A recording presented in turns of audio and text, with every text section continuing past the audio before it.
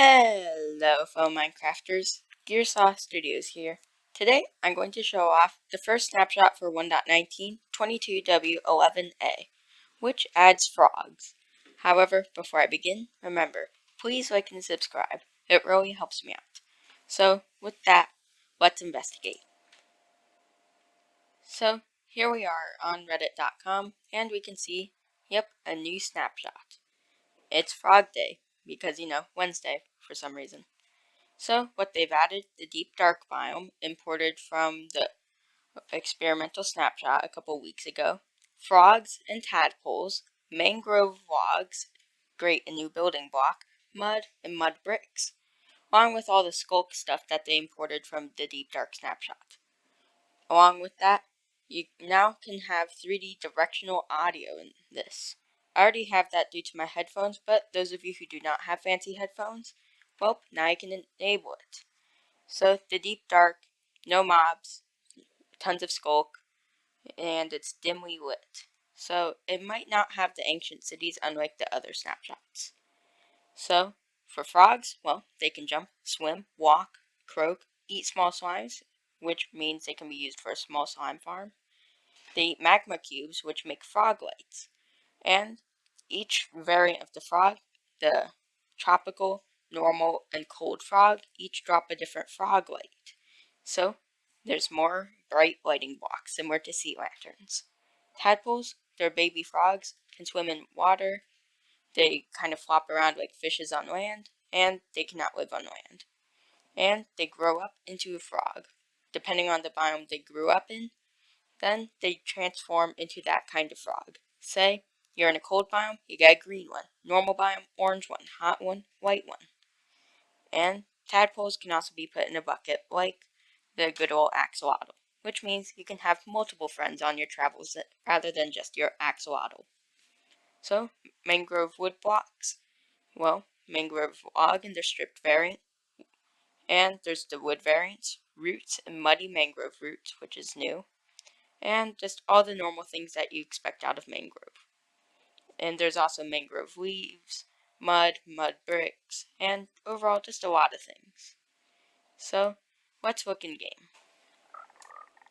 So, over here in this wonderful mountain land that definitely does not spawn you in powder snow, we have a couple of frogs. So, it's cold, so they're green. And just like it says, yep, they indeed walk on land. And they croak, too. Overall, they're pretty silly mobs. They can also swim, so summon one down here. It's orange, and, well, it swims around.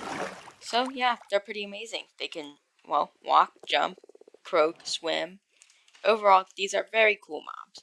But, jokes aside, they don't have a crazy amount of purpose yet, but they can be used for frog weights, so I guess that's their big deal.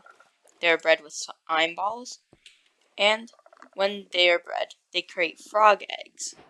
So, one of them travels to the water, and what happens when you let them get into the water, then they can create frog eggs. So, it might be a little buggy right now considering it's the first snapshot, but what it looks like is these, frog spawn.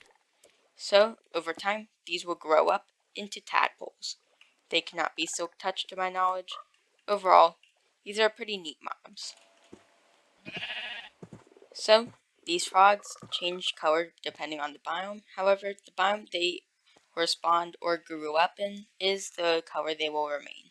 So, that way you can import cold frogs and warm frogs all into one area. So that way you can create a farm. So, as you can see, I have a small magma cube and, well, it got eaten by these frogs, and now we have a frog light, an entree frog light. Sorry if I'm mispronouncing that. So, over here, well, frog light. They don't do too much, but they're unique blocks. So, depending on which frog you got, you can create different colors. So, all the way up in the Savannah Plateau, well, Shattered Savannah. So, we have a lot of white frogs, and if they eat magma cube up here, now we get a pearlescent one. And it's just a different texture. They can also be directionally rotated, so if you like it up, you can do it up. If you like it to the side, you can have it to the side. Along with that, they work basically like logs. So, as you can see, there's a defined top and bottom, and there's the sides. So, other things, there's a third frog light. However, I'm not in a cold biome, so if I just search up frog light, you can get the verdant frog light, which is green. So, these are pretty good blocks because, well, they're a new light source that works kind of like sea lanterns. So, overall, an amazing addition. So, the baby form of a frog doesn't exist. It's just a tadpole. So, unfortunately, your miniature-sized frogs will have to remain a dream.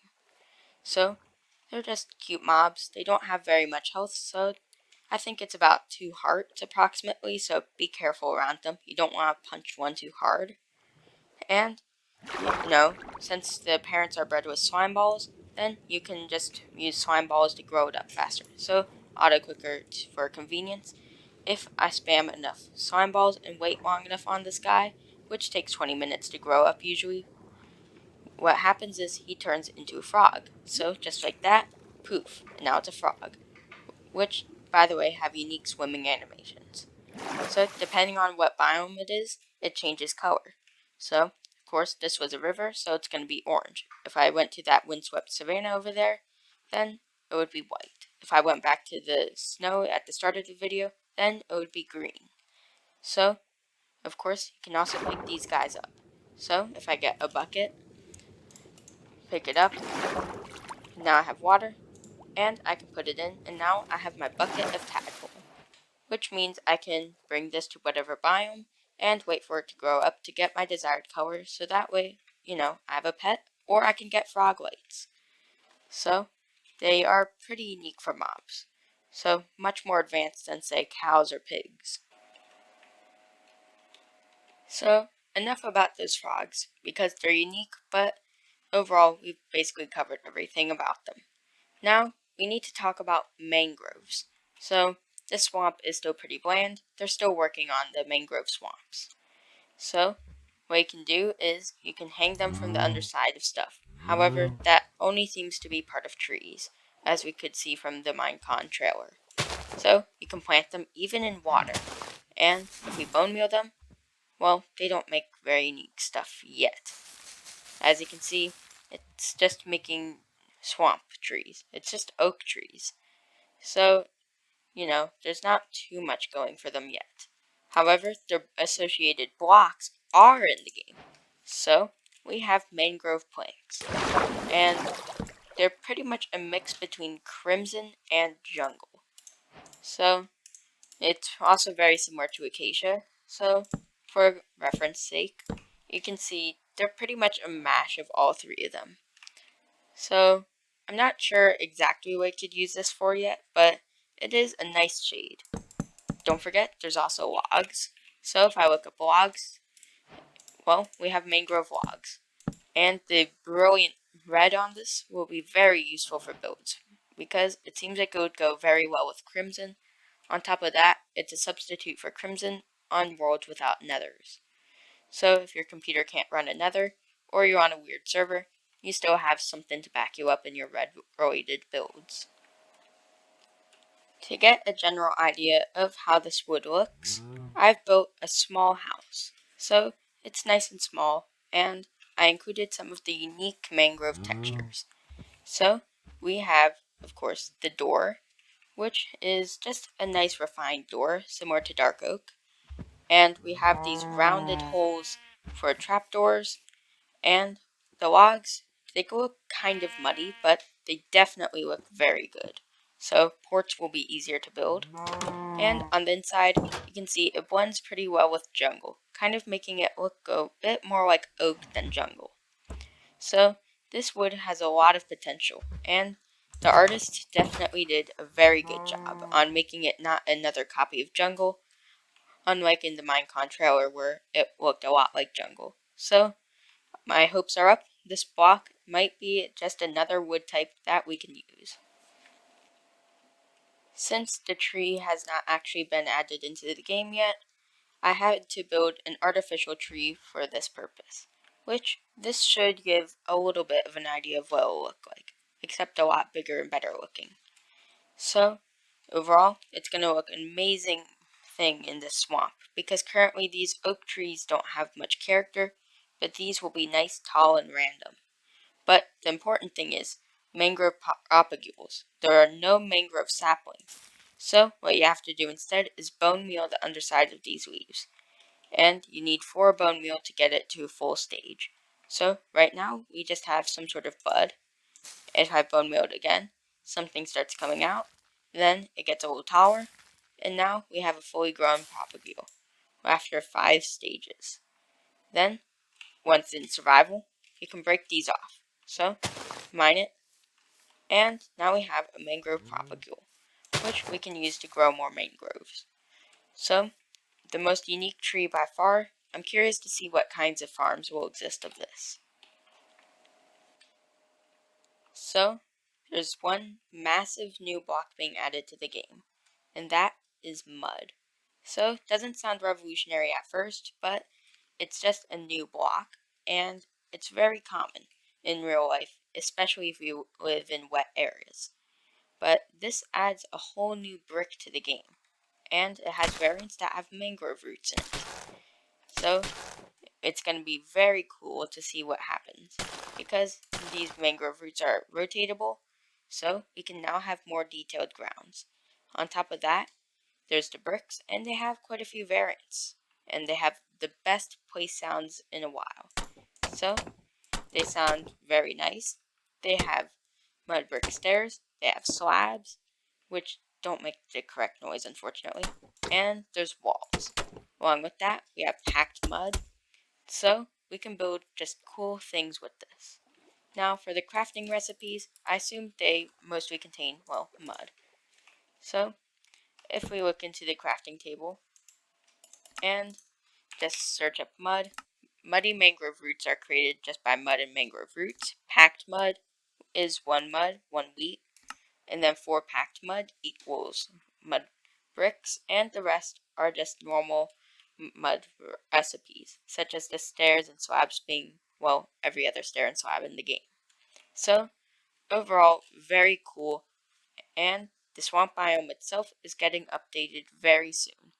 So, the swamp's long-awaited update is coming.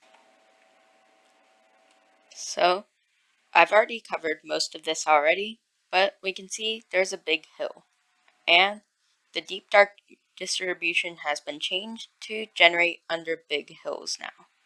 So if we go deep down, we can find a deep dark, and the deep dark's non-ancient city portions have been dramatically reworked. As we can see, there's a lot more skulk, it's way more continuous, and there's less shriekers and sensors. So, it's going to be slightly safer and a lot more lucrative. Along with that, it just looks a lot better. So, in the case you find it colliding with another biome, you're going to get a beautiful sight. However, don't forget, there's still dangers in this. And if you find a big blob, there's way too many sensors to safely disarm it without triggering at least 1 shrieker. So, it's still very dangerous, but very valuable, because the amount of XP could extract from this. If you want to know more about Skulk, just watch my Deep Dark Snapshot 1 video, because I talk all about the Deep Dark and the Warden. So, just to confirm, it does not seem that there is an ancient city in this. So, if I put ancient city, there is nothing. So, yeah, scrolling around, there is no ancient city in this anymore. So if you want to play around with the ancient city, you're going to have to wait a while, because you either have to get the snapshot or you're just going to have to wait a while. So shriekers don't do anything because there's no ancient city or warden in this. So you have the scope box to play around with, but unfortunately no warden in this version.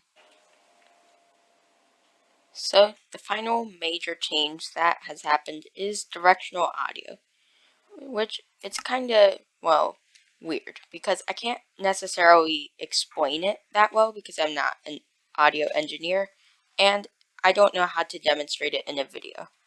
So there's just 3D sound. So you're going to need advanced headphones, but how it will work is Stuff will come from one side if it's from the left, and another side if it comes from the right. So it's pretty self-explanatory. Directional noises, now you can tell which direction something is, even if you don't have mods or anything. However, most advanced headphones already have that built in. So, not too revolutionary. Don't forget about a couple of bug fixes in this, because although they're small, you should look at the patch notes in case any one of them are affecting you majorly. So, with that, it's the end of today's video. If you enjoyed this video, remember, please like and subscribe. It really helps me out. So, with that, take care, enjoy the Deep Dark's views, because eventually those streakers are going to be up and running again, and that is not good. Gearsaw, out.